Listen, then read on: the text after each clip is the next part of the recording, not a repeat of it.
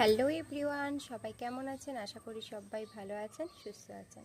Art of লাইফস্টাইলে আপনাদের সবাইকে স্বাগত। আপনারা কখনো দেখেছেন যে 10 মাসের কোনো বাচ্চা শাঁখ বাজাতে পারে?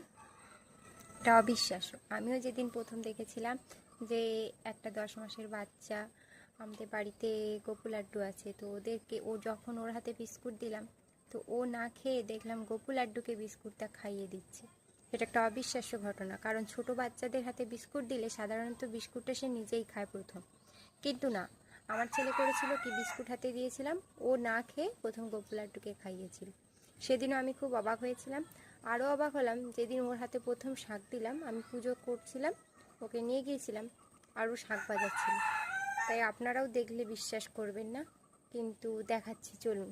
শাঁখটা জোরে বাজাতে পারে না, ছোট 10 মাসের, আস্তে করে বাজায়, কিন্তু বাজাতে পারে। তো চলুন আপনাদেরকে দেখুন। পারবে বাজাও?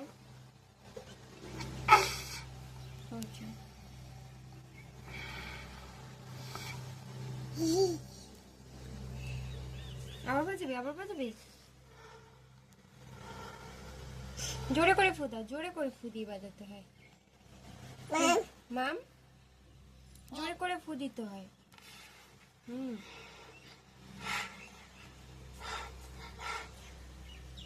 হয়েছে, রেখে দিই, আর না। হ্যাঁ, অনেক বাজিয়েছে, আরো বাজাবে। ও এইভাবে ফু দিয়ে বাজায়। আসলে ও ছোট তো, তাই শাঁখটা জোরে বাজে না, আস্তে আওয়াজ হয়, কিন্তু ও শাঁখ বাজায়। আর যেদিন ও এটা প্রথম করেছিল, আমি দেখে না খুব অবাক হয়ে গিয়েছিলাম যে ও এইভাবে শাঁখ বাজাতে পারে। গাল ফুলিয়ে বাজাও।